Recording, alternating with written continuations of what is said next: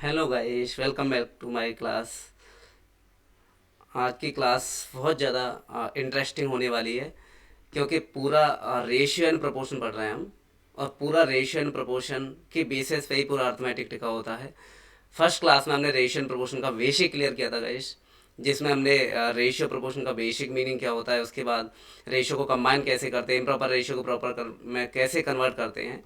और इसी सीक्वेंस में हम नेक्स्ट क्लास को इसको कंटिन्यू करते हैं। उसी के बेसिक, जहाँ पर उसके बेसिक थे, यहाँ पर इसका application and advance level, moderate middle level की बात करेंगे। मॉडरेट लेवल में अपन कैसे क्वेश्चंस बनाते हैं। तो देखिए बेटा, ये रेशियो प्रोपोर्शन की सेकंड क्लास है, ओके, जिसमें हमने रेशियो का कंबाइन करने वाला पैटर्न था, उसका एप्लीकेशन पार्ट हम आज डिस्कस करने वाले हैं। तो बेटा अच्छे से देखिए, और पूरे मैथ्स के लिए इंपॉर्टेंट है रेशियो प्रोपोर्शन, में कई बार बता चुका हूँ। खैर देखिए, the sum of, question read करते हैं, कंबाइन है ना, ये रेशियो प्रोपोर्शन का कंबाइन करने वाला क्वेश्चन है। Combined of the ratio, ratio को कंबाइन कैसे करते हैं, उसके साथ ही उसमें डिवीजन मेथड कैसे अप्लाई करते हैं। The sum of four number, question को आराम से रीड करते हैं। देखिए, the sum of four number is 253। The ratio of first number to second one is 2:3। The ratio of second number to third one is 5:6. The ratio of third number to fourth one is 8:9. What is the average of second and third number? Means क्या दे रखा है, देखो हमें हमें first number और second number का क्या दे रखा है, रेशियो दे रखा है 2:3। देन उसके बाद सेकंड नंबर और थर्ड नंबर का, सेकंड नंबर और थर्ड नंबर का रेशियो दे रखा है ना, second number to third number ratio. तो देखो second number to third number का रेशियो क्या है, second number to third number ratio is 5:6, okay. Second to third, second number to third number is 5:6। Then उसके बाद third number to fourth number ratio is 8:9। Got it. अब देखिए, total sum of the numbers, all four numbers का सम कितना है, 253 है। All four numbers का सम 253। उसके बाद अलग अलग रेशियो दे रखे हैं। तो और उसके बाद निकालना क्या है, निकालना क्या है, what is the average of second number to third number, मतलब सेकंड नंबर थर्ड नंबर निकालना है, उसके बाद उसका एवरेज निकालना है। खैर, तो सबसे पहले हमें रेशियो को कंबाइन करना होगा, और कंबाइन करने के लिए कौन सा मेथड बताया था मैंने लास्ट क्लास में, वॉक्स फिलिंग मेथड। तो रेशियो को कंबाइन करने के लिए कौन सा मेथड होता है, वॉक्स फिलिंग मेथड, ओके। तो वॉक्स फिलिंग मेथड के अकॉर्डिंग रेशियो हम पहले लिख लेते हैं, first number to second number to third number to fourth number, okay. First number to second number का रेशियो कितना है, 2:3। Second number to third number is 5:6।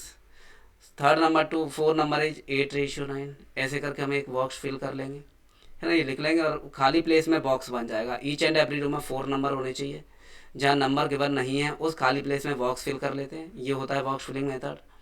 तो हम आराम से समझ रहे हैं कि बॉक्स फिलिंग मेथड होता क्या है। देखो, सभी 4 नंबर है, तो चार के चारों नंबर में ये 4 नंबर लिख लिए। देन उसके बाद हम जहाँ पर खाली प्लेस है वहाँ बॉक्स फिल कर देंगे। खाली प्लेस में क्या हुआ, क्योंकि ईच एंड एवरी रो में 4 नंबर होने चाहिए। ईच एंड एवरी नंबर के रो में कितने नंबर होने चाहिए, 4। जहाँ पर ये बॉक्स बन जाएगा, ये बॉक्स साइड से फिल होगा बेटा।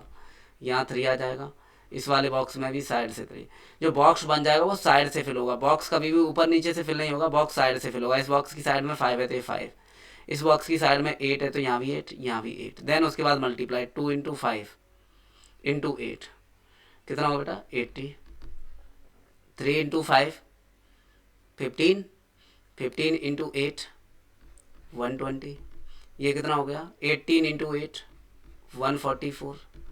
एंड 3 × 6 8, 3 × 6 18 × 9 162। देखो ये बन गया। ये रेशियो में अगर कुछ कॉमन है तो हम उसे एलिमिनेट कर देते हैं। 2 मैंने इस पूरे रेशियो में से कॉमन निकाल लिया, तो बच कितना आ गया, 2 का डिवाइड 80 में लगाएंगे 40, यहाँ डिवाइड लगाएंगे 60, यहाँ डिवाइड लगाएंगे कितना आएगा बेटा 72, एंड यहाँ डिवाइड लगाएंगे 2 का तो ये आएगा 81। अब क्या करते हैं हम, अब हम रेशियो में वेरिएबल कनेक्ट कर लेते हैं। रेशियो में एक वेरिएबल, क्योंकि रेशियो को डायरेक्टली ऐड नहीं कर सकते, तो उसके लिए हमें रेशियो में एक वेरिएबल कनेक्ट करना पड़ेगा। और देन उसके बाद हम इसको ऐड करेंगे, तो टोटल कितना हो गया, 40x plus 60x plus 72x plus 81x। Add क्यों किया, क्योंकि हमें 4 नंबर का सम गिवन है, सम ऑफ ऑल 4 नंबर। तो हम रेशियो में भी तो देखें टोटल सम कितना हो रहा है, रेशियो का total sum 100 plus 172 plus 81, 253 of x which is equal to 253। So X यहाँ से कितना आ जाएगा, मीन्स यहाँ एक्स का तो कोई मुद्दा ही नहीं है, एक्स तो कितना बेटा यहाँ, सो डिवाइड लगाएंगे 253 से, 253 कैंसिल हो जाएगा, सो एक्स इज द 1, और एक्स 1 जिसमें हम वैल्यू पुट करेंगे तो हमारे पास नंबर्स आ जाएंगे, ये नंबर बताओ बेटा। फर्स्ट नंबर में एक्स या 1 पुट करेंगे तो first number is 40, second number is 60, third number is 72 and fourth number is 81। हमें करना क्या है, find the average of second number. ये नंबर्स आ गए, मतलब रियल में जो रेशियो था वही नंबर है, क्योंकि वेरिएबल का वैल्यू 1 आ रहा है, टोटल ऐड करने पर टोटल वैल्यू यही आ रहा है। तो अब हमें निकालना क्या है, सेकंड नंबर और थर्ड नंबर का एवरेज निकालना है। क्या निकालना है बेटा, एवरेज। तो एवरेज के लिए क्या होता है बताइए, एवरेज क्या होता है, sum of observation, sum of all observation divided by number of observation, number of observation. तो सम ऑफ ऑब्जर्वेशन कितने हैं, किस किस नंबर का निकालना है, सेकंड नंबर, सेकंड नंबर कितना बेटा 60 and third number is 72 divided by 2। Add कर देंगे दोनों नंबर को तो ये 2 और ये कितना हो गया 132 डिवाइडेड बाई 2, तो दिस इज द 66। तो एवरेज कितना आ गया बेटा, इस क्वेश्चन का final answer is 66। I hope clear हो गया होगा सभी को, बोलो बेटा। तो पहले हमने बॉक्स फिलिंग मेथड से रेशियो कंबाइन किया, रेशियो कंबाइन करने के बाद वेरिएबल निकाला, एक्स कनेक्ट करके टोटल को टोटल के इक्वल, देन उसके बाद हमने सेकंड नंबर और थर्ड नंबर का एवरेज निकाल लिया, क्योंकि यही पूछा था। Done, okay. नेक्स्ट क्वेश्चन देखिए, next question, the profit of 3600, total profit दे रखा है क्वेश्चन में। The profit of 3600 is to be distributed among A B and C such that ratio of share of A to B share दे रखा है कितना बेटा 5:4, बी टू सी शेयर दे रखा है कितना है 8:9। What is the share of C, what is the share of C. तो सबसे पहले वही रेशियो कंबाइन करेंगे, और रेशियो को कंबाइन करने के लिए क्या यूज करेंगे, बॉक्स फिलिंग मेथड, है ना। बॉक्स फिलिंग मेथड कैसे, सबसे पहले फर्स्ट हम रेशियो लिख लेते हैं, ए रेशियो बी रेशियो सी, है ना, A ratio B ratio C. Question तो समझ आ गया, सी का शेयर निकालना है, ए रेशियो बी के बने बी रेशियो सी के बने, ए रेशियो की बी के बने बी रेशियो सी के बने, हमें सी का शेयर निकालना है। और टोटल प्रॉफिट कितना है 3600 रुपीज। तो जो प्रॉफिट होगा वो किसके अकॉर्डिंग डिस्ट्रीब्यूट होता है, अकॉर्डिंग टू इन्वेस्टमेंट। जो प्रॉफिट डिपेंड्स होता है वो किस पर होता है बेटा, वैसे प्रॉफिट उसमें पढ़ेंगे अपन पार्टनरशिप में, जो प्रॉफिट डिपेंड होता है वो कैपिटल इनटू टाइम पर होता है, बट टाइम का कोई डिस्कशन नहीं है। तो profit directly dependent on the investment या कैपिटल, मीन्स जो जिस अमाउंट में रुपए इन्वेस्ट करेगा उसको उसी के अकॉर्डिंग क्या होगा, प्रॉफिट होगा। डन। फॉर एग्जाम्पल मैं ये समझाना चाह रहा हूँ, देखो इधर लेट्स से ए और बी दो पर्सन है, इन्होंने एक बिजनेस स्टार्ट किया। ए ने मान लीजिए 7000 रुपये लगा करके एक बिजनेस, और बी ने 8000 रुपये लगा करके एक बिजनेस स्टार्ट किया। At the end of the year इनको मान लेते हैं 3000 रुपये का प्रॉफिट होता है। कितने 1000 रुपये का प्रॉफिट होता है, 3000 रुपये का प्रॉफिट होता है। तो क्या प्रॉफिट दोनों को, ए ने 7000 इन्वेस्ट किया, बी ने 8000 इन्वेस्ट करके एक बिजनेस स्टार्ट किया है, और at the end of the business इनको 3000 रुपये का प्रॉफिट हुआ। तो ये प्रॉफिट 3000 क्या ए और बी में इक्वली डिवाइड हो जाएगा, नहीं सर। प्रॉफिट जो डिवाइड होता है वो इन्वेस्टमेंट के अकॉर्डिंग होता है। तो पहले हमें इन्वेस्टमेंट का रेशियो देखना पड़ेगा, ए और बी ने किस तरह रेशियो में इन्वेस्ट किया है। तो ए और बी का इन्वेस्टमेंट रेशियो है 7:8। तो इन्वेस्टमेंट ही इनका प्रॉफिट रेशियो डिफाइन करेगा, इन्वेस्टमेंट रेशियो ही इनका प्रॉफिट रेशियो डिफाइन करेगा। तो टोटल कितना होगा बेटा, total this is the profit ratio, investment become profit ratio, तो दिस इज द 15x, और टोटल कितना है 3000। तो x बिकम 3000 डिवाइडेड बाई 15, इस इसको काट देंगे तो 200, मीन्स यहाँ 200 मल्टीप्लाई होगा, 7 इंटू 200 1400, 8 इंटू 200 1600, मतलब ए और बी को प्रॉफिट 1400 और 1600 रुपये मिलेगा। तो मीन्स बस उसी से रिलेट करने वाला ये क्वेश्चन है। इस क्वेश्चन पर आ जाइए, the total profit of rupees 3600 is to be distributed among A B and C such that, ratio दे रखा है बेटा, इन्वेस्टमेंट का रेशियो दे रखा है। सबसे पहले हमें रेशियो बनाना होगा, है ना, रेशियो को कंबाइन करना होगा। ए रेशियो बी कितना है 5:4, बी रेशियो सी इज 8:9।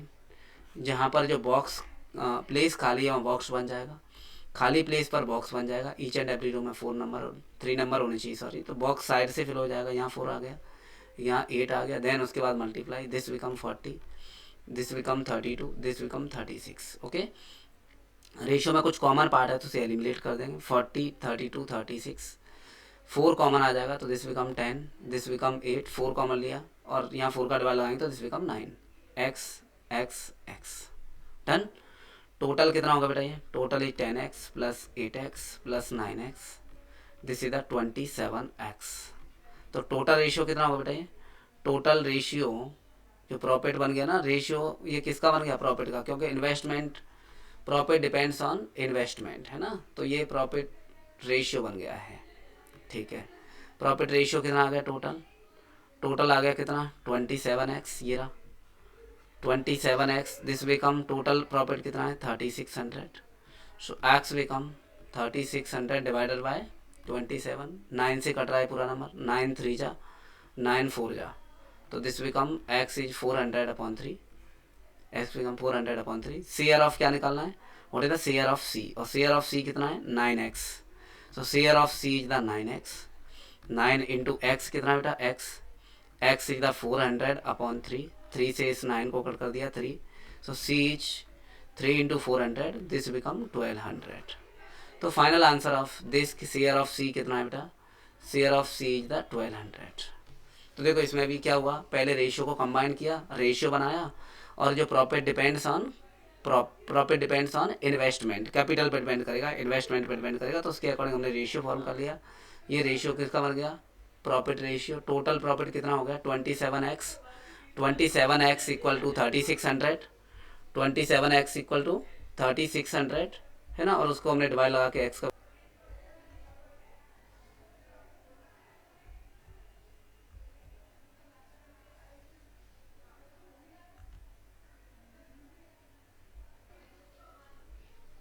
बात करते हैं अपन नेक्स्ट क्वेश्चन की। डन। तो देखिए बेटा ये क्लियर हो गया ना, ना 20x की वैल्यू आ गई और x की वैल्यू हमने शेयर ऑफ c में पुट कर दी। क्लियर हो गया होगा। बात करते हैं अब हम नेक्स्ट क्वेश्चन की। तो देखिए बेटा कैसे बनेगा नेक्स्ट क्वेश्चन, देखिए। Okay, this is the each fraction. ये कौन सा वाला टाइप है रेशियो का, ये रेशियो का ईच फ्रैक्शन वाला टाइप है, जहाँ से रेशियो को ईच फ्रैक्शन पार्ट, और ईच फ्रैक्शन की वैल्यू हमेशा ही कितना लेट करते हैं कि ईच फ्रैक्शन इज ऑलवेज 1 बन जाना चाहिए, है ना, ऐसा लेट करते हैं। 1 पर कोई वैल्यू को 1 बनाना बहुत ईजी गेम होता है। फॉर एग्जांपल जैसे मैं बस बेसिक बता रहा हूँ कि 1/5 है, इसको 1 बनाना है, तो बता बेटा इसमें a की जगह जैसे 1/5 of a equal to 1/7 of b is equal to 1/6 of c, ये लिखा हुआ है। a की वैल्यू कितनी है, a 1/5, b/7, c/6। सबसे पहले इसे रीड कैसे करते हैं, this is the each fraction, a/5, b/7, c/6, ये तीनों पार्ट इक्वल होने चाहिए। लेट से हमने इन तीनों को इक्वल 1 बनाना है, तीनों को 1। बता बेटा a की जगह क्या रख दें, 1 रख जाए 5/5। देखो a के प्लेस पे 5 रख दें तो सर ये 1 हो जाएगा, b के प्लेस पे 7 रख दें तो 7/7 ये 1 हो जाएगा, c के प्लेस पर 6 रख दें तो 6/6 ये 1 हो जाएगा। बताओ, this means that a ratio b ratio c। बता बेटा a की वैल्यू कितना पुट किया है हमने, a के प्लेस पर 5 पुट किया है, b के प्लेस पर 7 पुट किया है, और c के प्लेस पर 6 पुट किया है। तो ये समझ आया ये 1 क्यों बना, क्योंकि हमें सभी को इक्वल करना है, और इक्वल करने के लिए हमें सभी को 1 1 1 बना देना चाहिए। डन। तो ये आ गया a ratio b ratio c, a ratio b ratio c, ये बना, ये आ गया बेटा। अब हमें निकालना क्या है, निकालना है a plus B plus C divide by C. कब क्या निकलेगा मैं बाद में बताऊंगा, पहले हम वैल्यू पुट कर देते हैं इसकी। ये निकालना है बेटा, ये हमारे पास क्वेश्चन के बना, हमें निकालना ये है, तो इसका मीन्स हमें a ratio b ratio c निकालना पड़ेगा। देन उसके बाद हम वैल्यू पुट कर देंगे। Value of a is 5, value of b is 7 and value of c is 6 divided by c का वैल्यू इज 6। टोटल कितना हो गया 18/6, दिस इज द 3। ये रहा क्वेश्चन का आंसर। बट यहीं तक ये क्वेश्चन इंपॉर्टेंट नहीं है, इसको समझते हैं बेसिकली क्या था। बेसिक सबसे इंपॉर्टेंट ये वाला स्टेप कि हमें ए बी सी का वैल्यू कैसे मिला, रेसिप्रोकल करके देखो। ए का कॉफिशिएंट क्या है, value coefficient of as 1/5, coefficient of as 1/5, इसकी जगह में 1/5 को 1 बनाना है तो कितना रखना पड़ेगा 5, मतलब उसका उल्टा नंबर मल्टीप्लाई करेंगे, उसका उल्टा मीन्स उसका रेसिप्रोकल नंबर मल्टीप्लाई करेंगे। देखो कैसे, देखो बेटा बहुत इंपॉर्टेंट है, ईच फ्रैक्शन से एक क्वेश्चन जरूर आता है, तो समझते हैं इसको क्या है, ये ईच फ्रैक्शन वाला पार्ट क्या वाला है इसे समझते हैं। देखिए मीन्स मैं ये बताना चाह रहा हूँ कि वैल्यू ऑफ ए का कॉफिशिएंट क्या है 1/5 ए, इसको ऐसे लिख सकता हूँ, बी कॉफिशिएंट 1/7 बी, और सी कॉफिशिएंट 1/6 सी। ओके, अब मैं ये बोलना चाह रहा हूँ ये तीनों पार्ट इक्वल हो जाएं, इक्वल होने के लिए मैंने ये बोल दिया इन तीनों को 1 1 1 बना देना है। लेट से हम सभी का each fraction value each 1, let say each fraction value each 1, हमने सभी में 1 1 लेट कर लिया। बताओ ए की जगह क्या मल्टीप्लाई करें, 1/5 में क्या मल्टीप्लाई करें कि 1 हो जाए, 1/5 में ए के प्लेस पे क्या लिखते हैं 5, 1/7 में बी के प्लेस पे क्या लिखते हैं 7, 1/6 में सी के प्लेस पे क्या लिखते हैं कि 1 हो जाए 6। मीन्स मैं ये कहना चाह रहा हूँ जो इनका कॉपिशिएंट है ना, जो ए बी सी का जो वेरिएबल है, ए बी सी का जो कॉपिशिएंट है उसका उल्टा कर दो, उसका रेसिप्रोकल कर दो, उसका इन्वर्स कर दो, जो भी करो, है ना। ऐसा करने से इनका रेशियो आ जाएगा, रेसिप्रोकल कर दो। तो 1/5 का रेसिप्रोकल 5, 1/7 का रेसिप्रोकल 7, 1/6 का रेसिप्रोकल 6। देखो बेटा, ऐसा करने से ये रेशियो डायरेक्टली आ जाएगा आपको। ऐसा करने से ये ईच फ्रैक्शन का वैल्यू 1 हो जाएगा, और 1 हो जाएगा और रेशियो डायरेक्टली बन जाएगा, दोनों ही काम हो जाएंगे बेटा। क्वेश्चन में जो गिवन कंडीशन है वो भी सेटिस्फाई हो जाएगी, सभी इक्वल हो जानी चाहिए, हमने सभी को 1 बना दिया। और कोई वैल्यू 1 कब बन जाती है, जब उसका रेसिप्रोकल मल्टीप्लाई करते हैं। मैं ये बोल रहा हूँ 2/3 ए है, इसको मेरे को 1 बनाना है, बताओ ए के प्लेस पे क्या रखना चाहिए 2/3, ए की वैल्यू क्या रख देनी चाहिए 3/2 रख दो ना सर। तो 3 से 3 कट जाएगा, 2 से 2 कट जाएगा, मतलब इसका उल्टा लिख दिया ना, तो ये वैल्यू 1 नहीं हो गया। किसी भी नंबर को 1 कब बना सकते हैं, जब उसका रेसिप्रोकल मल्टीप्लाई करते हैं। इसीलिए मैं बोल रहा हूँ कि आपको ईच फ्रैक्शन में वैल्यू गिवन है तो उसका रेसिप्रोकल कर दो, डायरेक्ट रेशियो आ जाएगा। गॉट इट गाइस, क्लियर हो गया होगा शायद, क्लियर है सभी को। तो देखिए अब कोई भी क्वेश्चन डायरेक्टली कैसे बनेगा, उसका रेसिप्रोकल कर दो, बस क्या कर दो बेटा रेसिप्रोकल, है ना। रेसिप्रोकल करने से रेशियो डायरेक्टली कन्वर्ट हो जाता है। Done, okay. तो देखिए अब इन सभी को मेरे को 1 1 1 बनाना है। आप डायरेक्ट रेशियो को क्या कर देंगे, रेसिप्रोकल कर देंगे सर। तो आप सबसे पहले A ratio B ratio C लिखेंगे, देन उसके बाद इसको रेसिप्रोकल कर देंगे। 1/5 का रेसिप्रोकल 5, 1/7 का रेसिप्रोकल 7, 1/6 का रेसिप्रोकल 6। तो ए बी सी का डायरेक्ट वैल्यू आ गया। अब हमें वैल्यू पूछा है, ये भी इंपॉर्टेंट है, A plus B plus C divided by C के क्वेश्चन वाला क्या पूछ सकता है, क्वेश्चन बनाने वाला क्या क्या पूछ सकता है इसमें। क्या हमें ये पूछ सकता है डायरेक्ट कि what is the value of A plus B plus C, what is the value of A plus B plus C पूछ सकता है। पूछेगा तो इसका आंसर डायरेक्ट होगा कैन नॉट बी डिटरमाइन। पूछेगा तो, वैसे तो पूछने की हिम्मत नहीं करेगा, पर करेगा तो इसका आंसर होगा can not be determine. Solve नहीं कर सकते, रेशियो से डायरेक्टली एडिशन वाली वैल्यू निकालना पॉसिबल नहीं है। ये रेशियो के बने हैं, ये ए बी सी का रियल वैल्यू नहीं है, ये 5 7 6 ये रेशियो है। तो रेशियो से रेशियो में ही वैल्यू निकलेगी, वो भी सेम पावर वाली। जैसे ए की पावर यहाँ कितनी है 1, बी की पावर कितनी है 1, सी की पावर कितनी है 1, यहाँ भी सी। मतलब ईच टर्म की डिग्री सेम होनी चाहिए। पावर को मैथ्स की लैंग्वेज में डिग्री बोलते हैं, बोलो। मीन्स ए बी सी की यहाँ पावर 1 1 है, नीचे भी पावर 1 1 है, तो रेशियो है ये, डिवाइड मतलब रेशियो, तो रेशियो से रेशियो निकलेगा, वो भी सेम पावर का निकलेगा। कंडीशन 2 है कि रेशियो के बने और हमें वैल्यू पूछ रहा है कोई भी वैल्यू, तो वो रेशियो वाली वैल्यू निकलेगी, मतलब रेशियो से रेशियो टाइप का ही वैल्यू निकलेगा। और वो भी कैसा, सेम डिग्री वाला, सेम डिग्री होनी चाहिए या सेम पावर वाला होना चाहिए। सेम डिग्री या सेम पावर का रेशियो ही सॉल्व होगा। अदरवाइज आंसर अगर सेम डिग्री या सेम पावर नहीं हुई तो उस केस में आंसर होगा can not be determine. Got it. तो इस क्वेश्चन को इसलिए सॉल्व कर पाए कि हमें रेशियो से रेशियो पूछ रहा है। देखो ये क्वेश्चन में ए बी सी का रेशियो बन गया, उसके बाद हमें रेशियो का वैल्यू पूछ रहा है, मतलब A plus B plus C 5 + 7 + 6 divided by C 6, तो 18/6। तो this is answer 3। Guys clear हो गया होगा मैं क्या बताना चाह रहा हूँ। पहले तो हमने ये बताने की कोशिश की कि रेशियो बनेगा कैसे, ईच फ्रैक्शन इक्वल लिखा हुआ है, इसका रेशियो कैसे बनेगा, है ना। उसके बाद हमने ये डिस्कस किया कि रेशियो निकलेगा कौन सा वाला रेशियो, तो सेम पावर वाला रेशियो निकलेगा। रेशियो बनेगा कैसे, रेसिप्रोकल करके, इन्वर्स करके, है ना, नंबर को पलटने से। फॉर एग्जाम्पल अगर कोई नंबर ऐसा भी लिखा हुआ है, देखना फॉर एग्जाम्पल क्वेश्चन बोल रहा हूँ मैं यहाँ पर, let's say question is 2a = 3b = 5c, 5c ये लिखा हुआ है। What is the ratio of A ratio B ratio C. तो मैंने बोला था कि क्या करना है, लेट से ये क्वेश्चन है, आपको वैल्यू पूछ रहा है what is the ratio of A ratio B ratio C. तो सबसे पहले क्या करें, हम रेशियो निकालेंगे। और रेशियो ईच फ्रैक्शन में कोई नंबर लिखा हुआ है इक्वल में, तो रेशियो कैसे बनता है, इन्वर्स करने पर, रेसिप्रोकल करने पर। 2 का रेसिप्रोकल 1/2, 3 का रेसिप्रोकल 1/3, 5 का रेसिप्रोकल 1/5, ऐसा बना लेंगे, बोलो। तो 2a = 3b = 5c इस टाइप का रेशियो, तो इसे रेसिप्रोकल कर दिया 1/2, 1/3, 1/5। फिर क्या है 2 3 5 का एलसीएम। ये कैसा रेशियो, इम्प्रॉपर। इम्प्रॉपर रेशियो में क्या करते हैं, डिनोमिनेटर पार्ट का एलसीएम मल्टीप्लाई करते हैं। 2 3 5 का एलसीएम कितना आ जाएगा बेटा 30, तो multiply by 30 in each ratio, multiply by 30 in each ratio, multiply by 30 in each ratio. 2 से 30 को काटो 15, इसको काटें 30 से 10 एंड इसको 5 का डिवाइड लगाएंगे 30 में तो कितना आ जाएगा 6। तो देखो ये कन्वर्ट हो गया। तो इम्प्रॉपर रेशियो प्रॉपर में कैसे कन्वर्ट होगा, बोलो क्लियर हुआ है ना। लेट्स से एक क्वेश्चन और इसी टाइप का बनाते हैं। देखिए देखो ये नंबर भी लिखा हुआ है 2/3 of A, 2/3 of A, 2/3 of the first number, 2/3 of the first number is equal to 5/9 of the second number. आपको इनका रेशियो बनाना है। क्या बनाना है बेटा, रेशियो। तो देखो मैंने रेशियो के लिए एक बार और बता देता हूँ मैं। अभी तो मैंने बताया कि रेशियो इक्वल लिखा हुआ है, इक्वल लगा है बीच में, क्या लगा बेटा इक्वल, इक्वल लगा हुआ है। तो रेशियो कैसे निकालते हैं, नंबर को क्या कर देते हैं रेसिप्रोकल कर देते हैं। मतलब फर्स्ट नंबर ये दोनों को मैं 1 1 let's say each part is 1, each part is 1।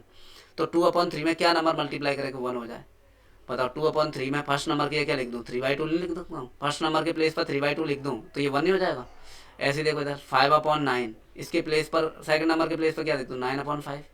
तो देखो 3 से 3 कट गया, 2 से 2 कट गया, देखो 1 हो गया। 5 9 से 9 कट गया, ये सी मीन्स मैं फर्स्ट नंबर की या इस नंबर का उल्टा कॉफिशिएंट का उल्टा, फर्स्ट नंबर का कॉफिशिएंट 2/3 है तो इसका उल्टा लिख दिया तो देखो ये 1 हो जाएगा। 5/9 किसी 9/5 लिख दीजिए तो ये भी 1 हो जाएगा। अब ये कैसा है इम्प्रॉपर रेशियो।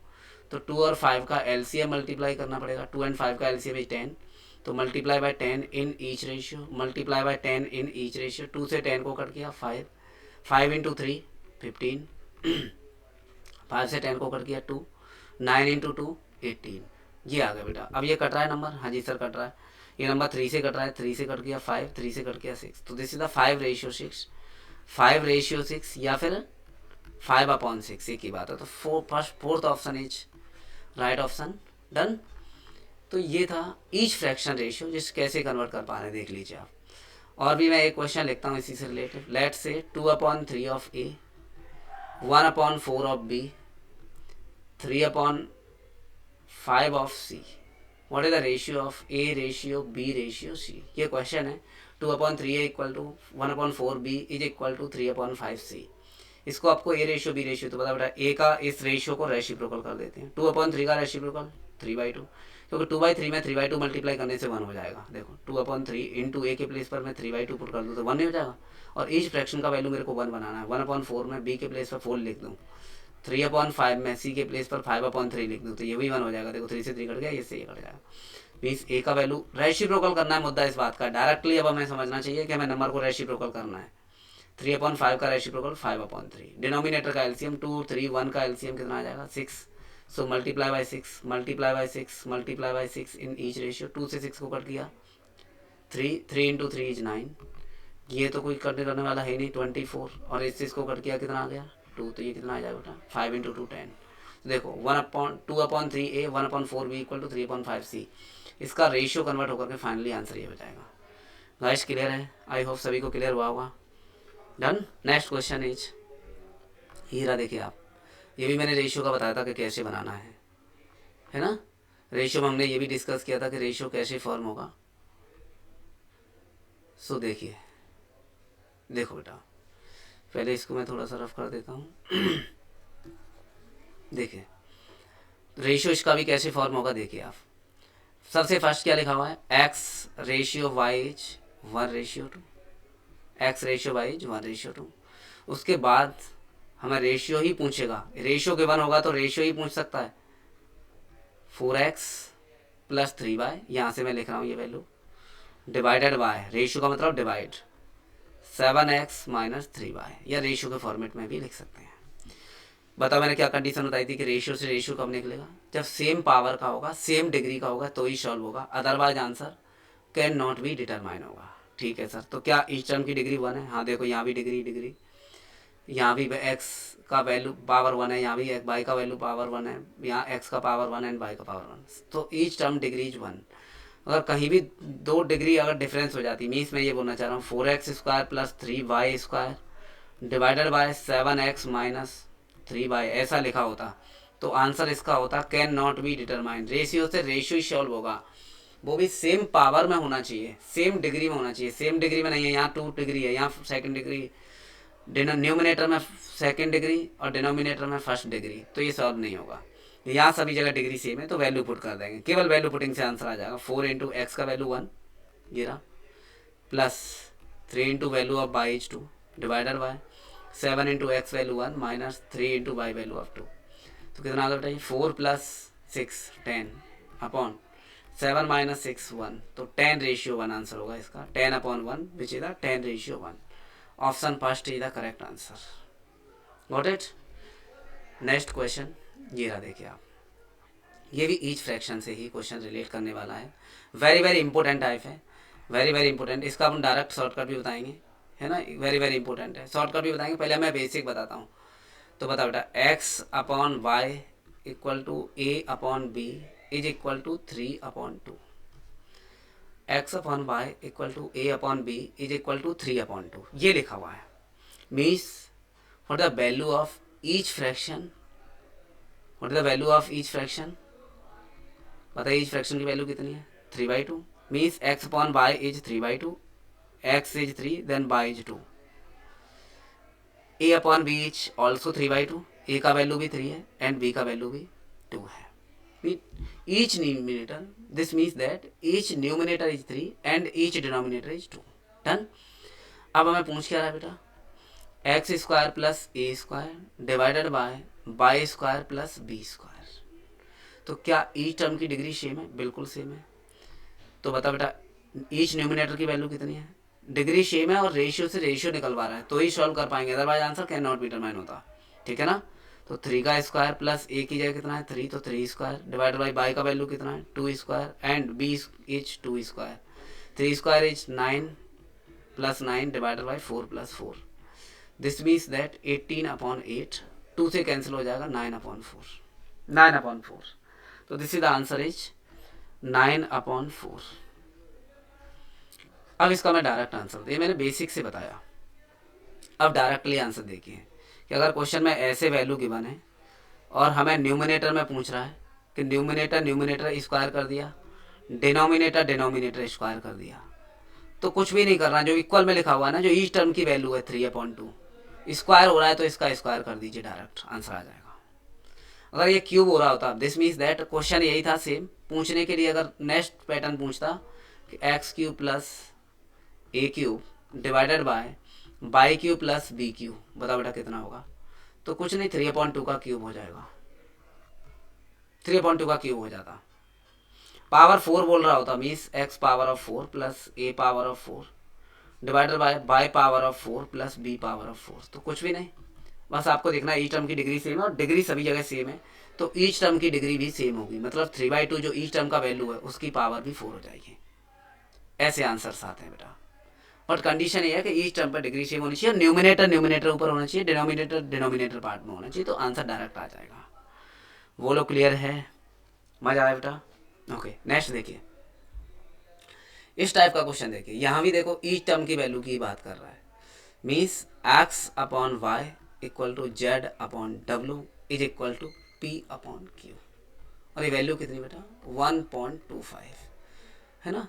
ये 1.25 को हम एलिमिनेट करें तो डिवाइड बाई 100, पॉइंट हटाए तो डिवाइड बाई 2 डिजिट बाद पॉइंट है तो पॉइंट हटा लिया, 25 से कट कर देते हैं, 25 5 जा 25 4 जा। This means that each term degree is 5/4। Done.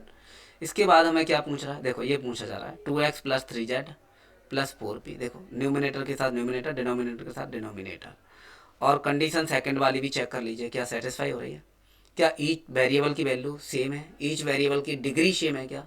हाँ, so X Z and P single degree, नीचे भी सिंगल डिग्री, तो सॉल्व हो जाएगा। ठीक है, पहले मैं सॉल्व करता हूँ फिर शॉर्टकट बताऊंगा। वैल्यू पुट करते हैं, बताओ बेटा एक्स की वैल्यू कितनी 5, जेड की वैल्यू कितनी 5, पी का value is also 5, means each numerator is 5 and each denominator is 4। Value put करते हैं, 2 इंटू एक्स की जगह 5 प्लस 3 इंटू जेड के प्लेस पे 5, 4 into P place of 5 divide by 2 into value of by is 4, 3 into value of W is 4, 4 into value of Q is also 4।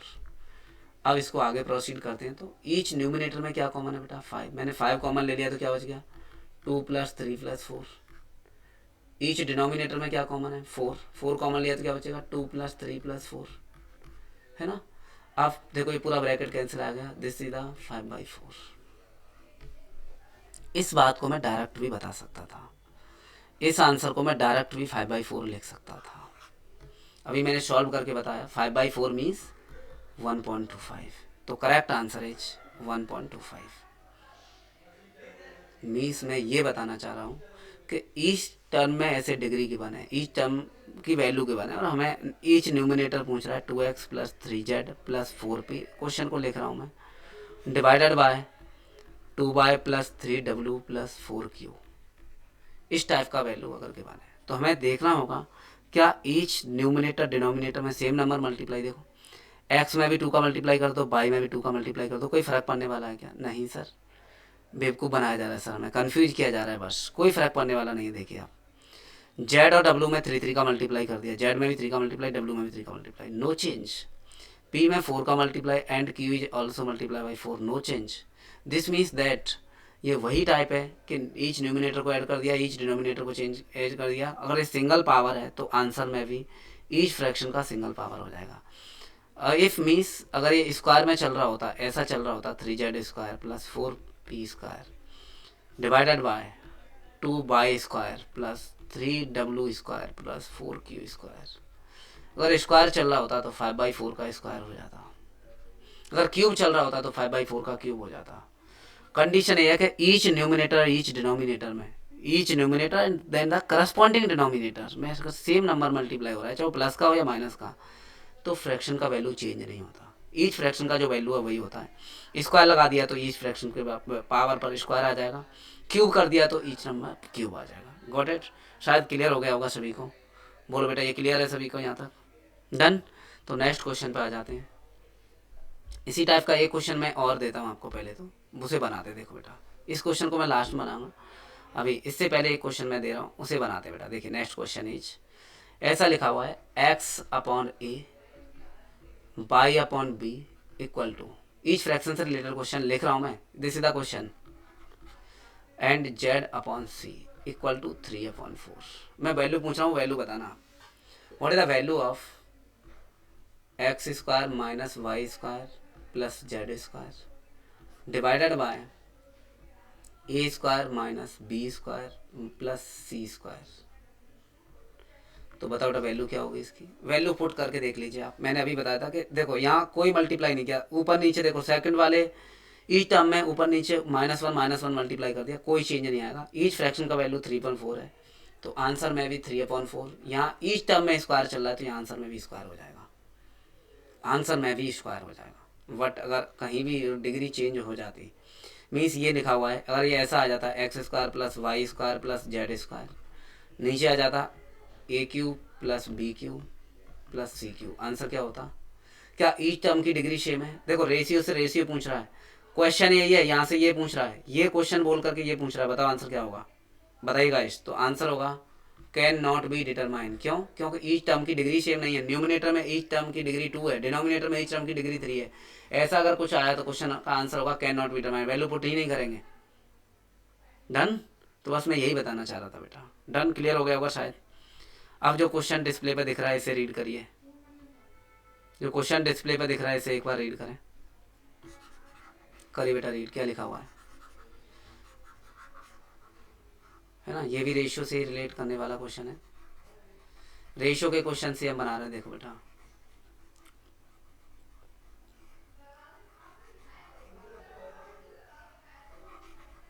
देखिए, देखिए क्या लिखा हुआ है, 2 numbers x and y are 20% and 40% more than the third number z, x y and z, x y and z। क्या बोल रहा है?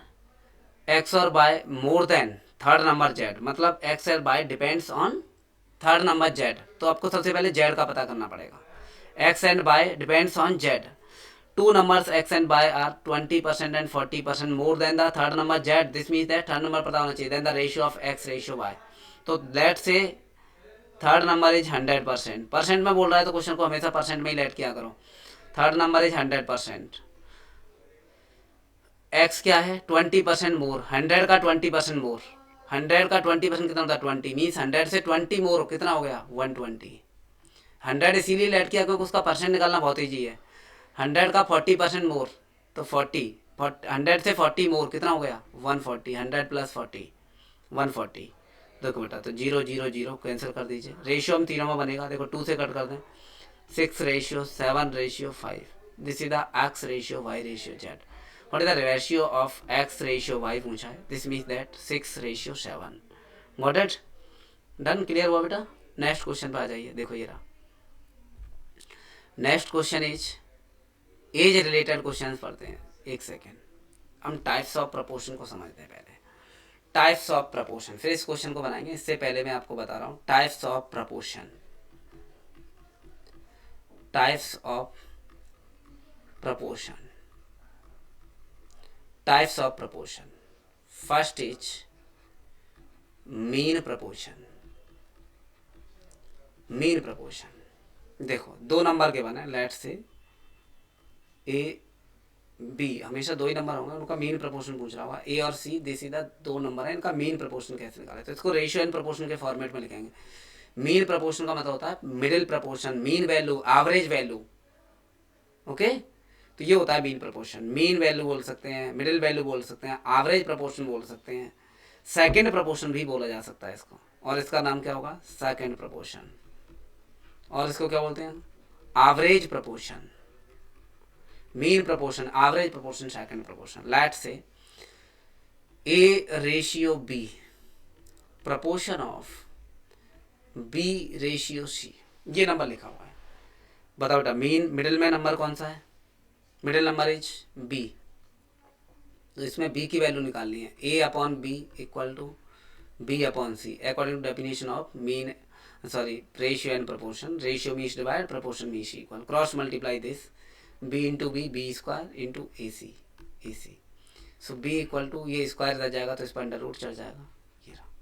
मतलब कभी भी आपको दो नंबर का मीन प्रपोर्शन निकालना हो तो आप उन दोनों नंबरों को मल्टीप्लाई कर दो और अंडर रूट के अंदर लिख दो, तो ये आ जाएगा इसका क्या मीन प्रपोर्शन। ये आप फॉर्मूला, जैसे मेरे को 3 और 4 का मीन प्रपोर्शन निकालना है ना, या 2 और 8 का मीन प्रपोर्शन निकालना है। What is the mean proportion of 2 and 8, तो कुछ भी नहीं करना, दोनों नंबरों का मल्टीप्लाई कर दो, ऐसा बोल रहा है देखो, दोनों नंबरों का मल्टीप्लाई कर दो और उस पर अंडर रूट लगा दो, तो कितना आ गया 16, और 16 का अंडर रूट कितना हो गया 4, तो 2 और 8 का मीन प्रपोर्शन क्या हो जाएगा 4 हो जाएगा।